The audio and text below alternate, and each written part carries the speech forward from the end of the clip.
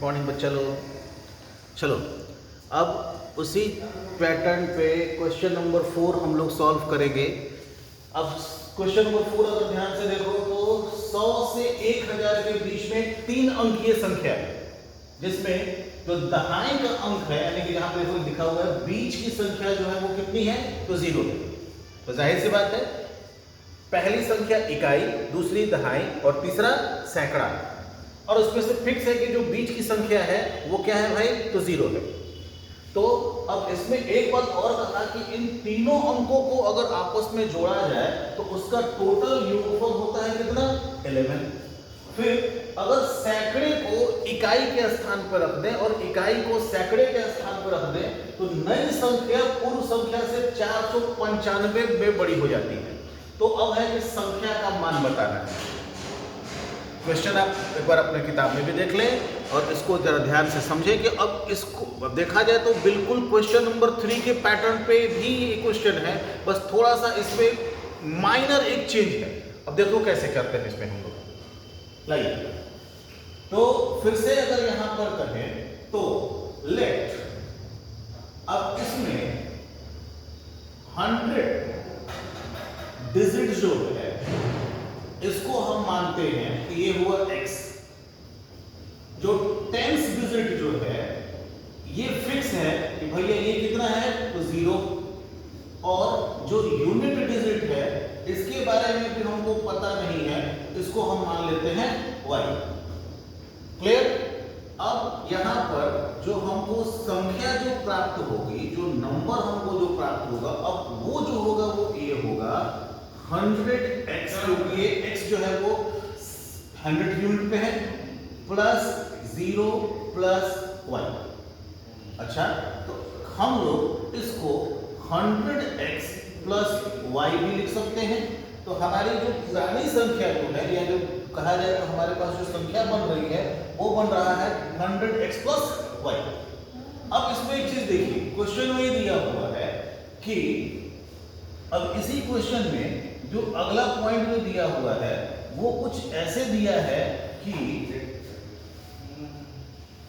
तीनों संख्याओं का योग जो है वो 11 है, मतलब x plus 0 plus y is equal to 11 है। मतलब हम लोग यहाँ पे ये भी लिख सकते हैं कि x plus y is equal to 11। मान लो ये हो गया हमारा इक्वेशन 1।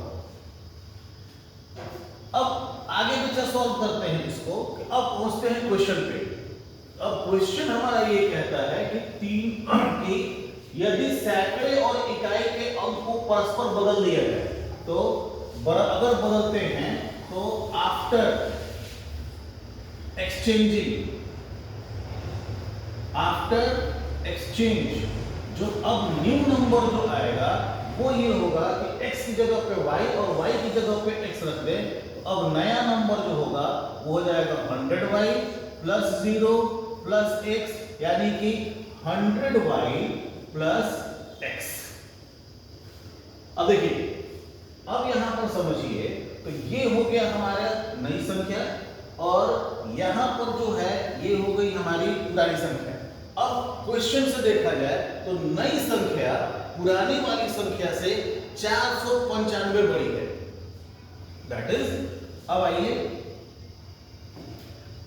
अकॉर्डिंग टू क्वेश्चन नई संख्या यानी कि 100y plus x minus 100x plus y is equal to 495।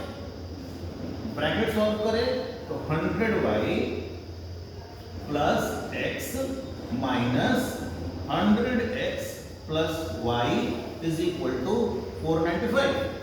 अब देखिए, अब यहां पर फिर से y और y, फिर x और x को अगर सॉल्व करें तो 100 में से गया तो 99y माइनस यहां से भी देखें तो 99x इज इक्वल टू 495। देखें तो 99 इसमें कॉमन हो जाएगा, मतलब y minus x is equal to 495। अगर हम लोग 99 उस साइड में अगर भेज दें तो y minus x is equal to 495 divided by 99 काटे हम लोग तो ये 5 टाइम्स में जाएगा, यानी कि y minus X is equal to 5। अब ये मान लो ये हो गया हमारा इक्वेशन 2। अब यहाँ देखिए ये हो गया यहाँ पे हमारा इक्वेशन 1 और वहां पे हमारा इक्वेशन 2। अच्छा, ये y माइनस एक्स को अगर हम लोग चाहें तो minus X plus Y is equal to 5 लिख सकते हैं। एक काम करते हैं, फिलहाल इसके बजाय इसको ही इक्वेशन 2 बना देते हैं। तो अब देखो, अब थोड़ा सा स्क्रीन हमारा भर गया है, तो अब जरा अगले स्क्रीन पर चलते हैं। अच्छा, यहाँ पे अगर हम लोग इक्वेशन 1 में और इक्वेशन 2 को आपस में ऐड कर दें, मतलब ध्यान देंगे, एडिंग